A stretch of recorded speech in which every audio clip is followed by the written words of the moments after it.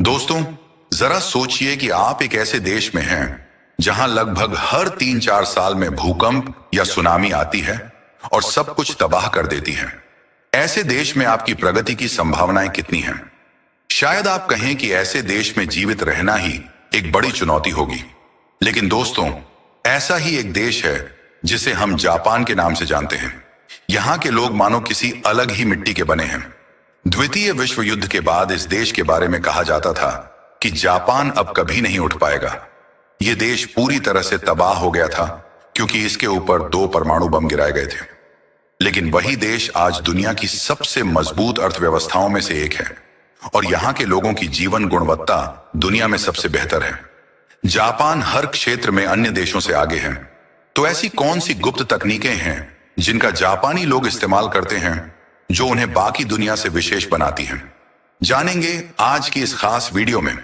इस वीडियो में मैं आपके साथ जापानियों की सफलता के 4 सिद्धांत साझा करूंगा और कैसे आप उन्हें निवेश और करियर में इस्तेमाल कर कामयाबी पा सकते हैं यह भी बताऊंगा।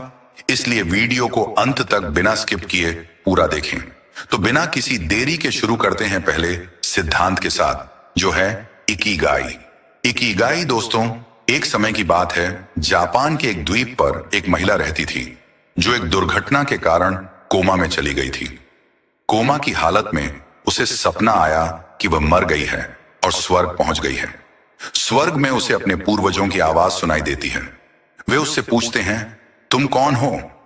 वह महिला जवाब देती है, मैं मेयर की पत्नी हूं। फिर आवाज आती है, हमने यह नहीं पूछा कि तुम किसकी पत्नी हो, हमने पूछा कि तुम कौन हो। वह कहती है, मैं 4 बच्चों की मां हूं। फिर आगे से आवाज आती है, हमने यह नहीं पूछा कि तुम्हारे बच्चे कितने हैं, हमने पूछा कि तुम कौन हो।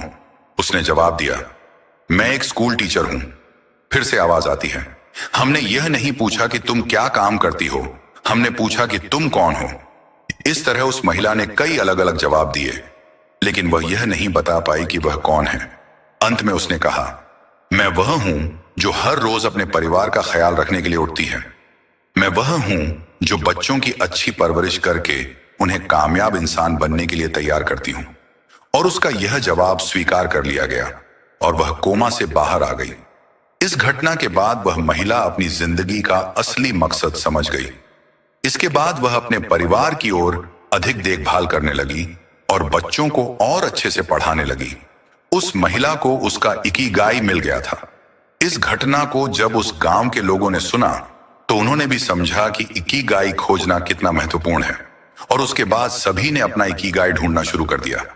यह घटना जापान के ओकिनावा द्वीप की है। अगर आपने ओकिनावा के लोगों के बारे में पढ़ा हो तो आपको मालूम होगा कि वहां के लोग दुनिया के सबसे खुशहाल लोगों में से हैं और सबसे लंबी उम्र के लोग भी उसी द्वीप में रहते हैं।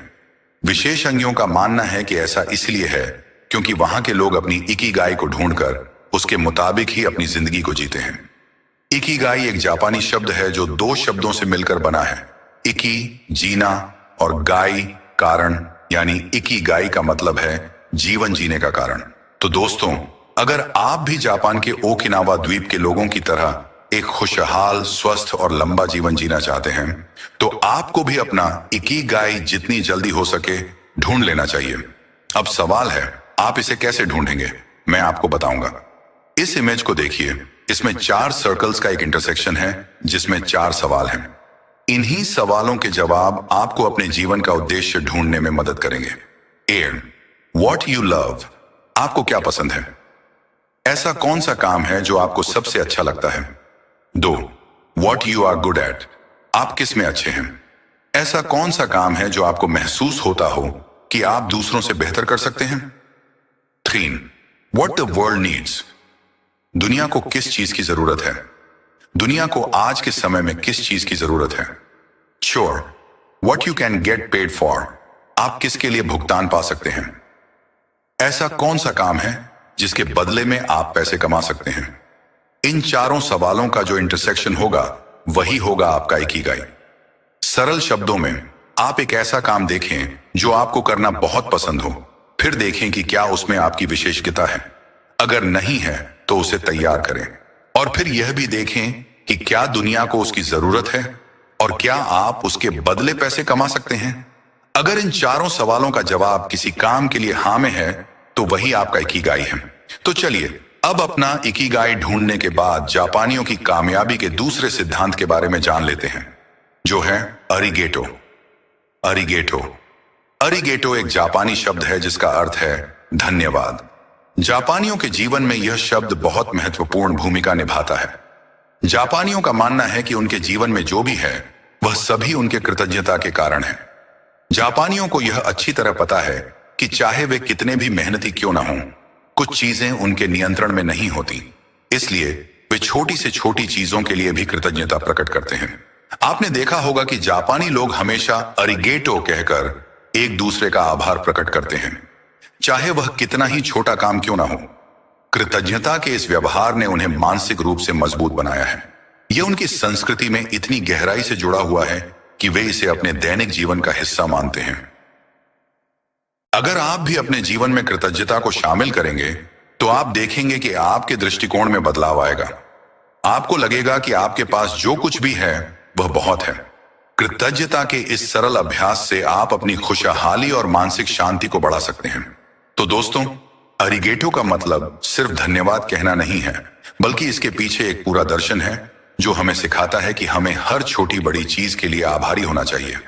अब बात करते हैं जापानियों की कामयाबी के तीसरे सिद्धांत के बारे में, जो है काइजेन। काइजेन काइजेन एक जापानी शब्द है जिसका अर्थ है लगातार सुधार। काइजेन का विचार यह है कि हर दिन थोड़े थोड़े सुधार करते रहना चाहिए। जापानी लोग मानते हैं कि सफलता एक दिन में नहीं मिलती, बल्कि हर दिन थोड़ा थोड़ा सुधार करने से ही मिलती है। काइजेन का सिद्धांत यह है कि हमें रोजाना छोटे छोटे कदम उठाकर खुद को बेहतर बनाना चाहिए। जापान की अर्थव्यवस्था की सफलता के पीछे काइजेन का बड़ा हाथ है।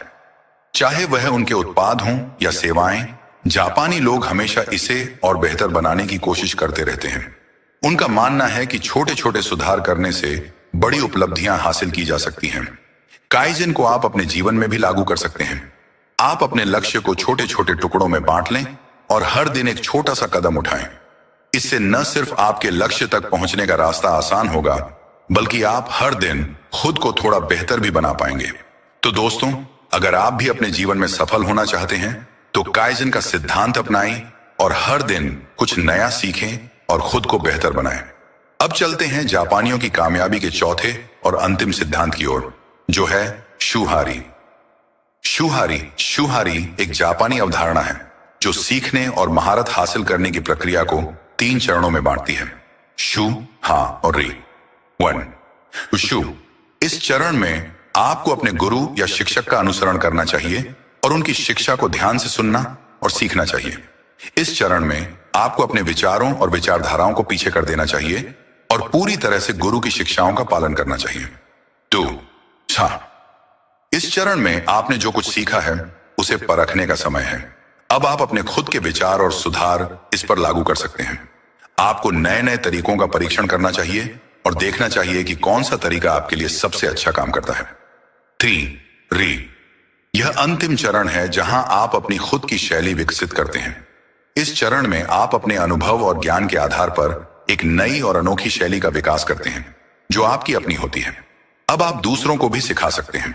शुहारी का सिद्धांत यह सिखाता है कि किसी भी क्षेत्र में महारत हासिल करने के लिए एक अनुशासित प्रक्रिया का पालन करना जरूरी है।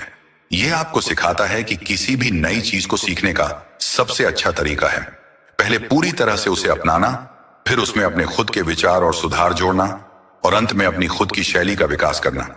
तो दोस्तों, ये थे जापानियों के सफलता के 4 सिद्धांत, इकिगाई, अरिगेटो, काइजेन और शुहारी।